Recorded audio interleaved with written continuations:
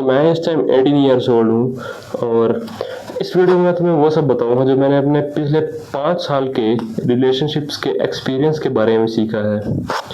तो जेनजीस में ये प्रॉब्लम है कि वो किसी को जाने बगैर और ना उससे सफिशेंट बात करे बगैर उनसे रिलेशनशिप में आ जाते हैं। तो मैं तुम्हें एक अपने स्कूल का एग्जांपल दे दूं। अपने स्कूल में काफ़ी सारे लोगों को देखता हूं जो कि कुछ इस तरीके से रिलेशनशिप में आते हैं, जैसे उसे एक लड़की की आईडी मिली स्नैपचैट और इंस्टाग्राम पे और वो उससे फिर बात करने लगते हैं 3 मंथ्स तक, और या फिर उससे भी कम टाइम उनकी कुछ बात चलती है। मैक्सिमम मैं बता रहा हूँ 3 मंथ तक की चलती है।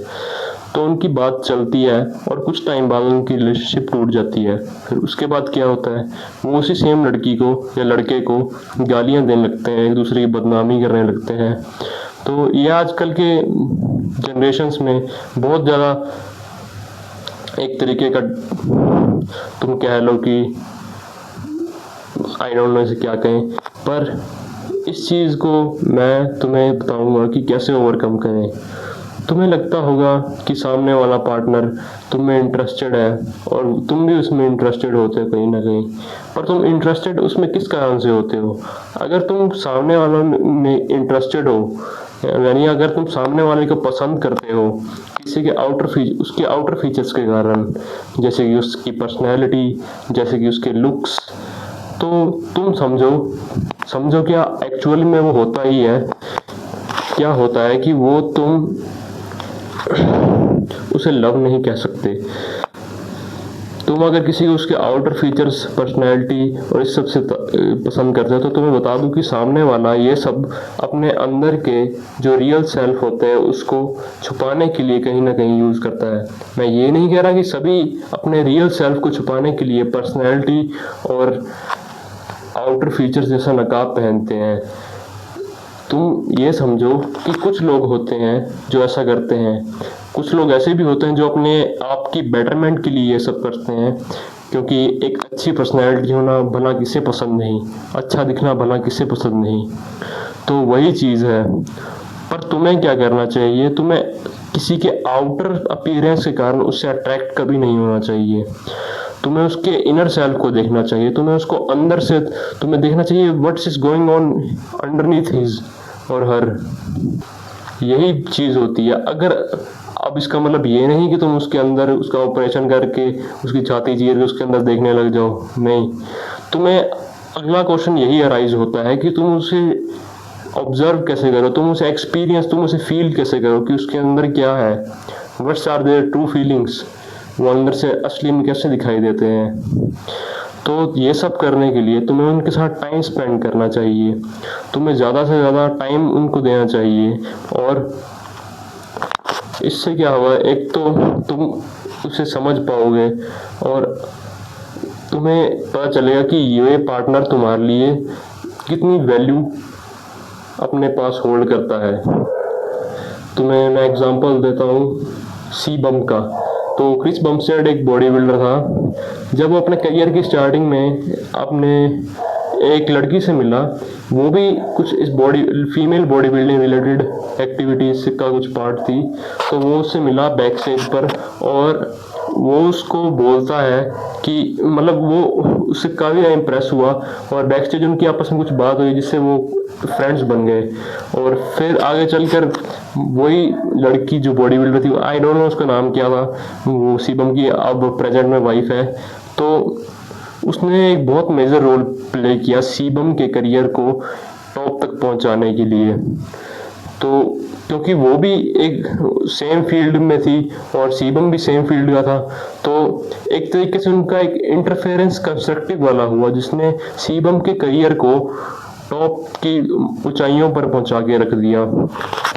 वो उसको अपने इवेंट्स के दौरान तैयार किया करती, उसकी केयर किया करती, वो उसको समझती कि अब इसको किस चीज़ की ज़रूरत है, अब इसमें क्या होगा, do you understand this feeling. और तुम्हें भी इस तरीके से कुछ अपना पार्टनर चूज करना चाहिए जो कि तुम्हारी फीलिंग्स को समझे, तुम्हें अंदर से जाने हो।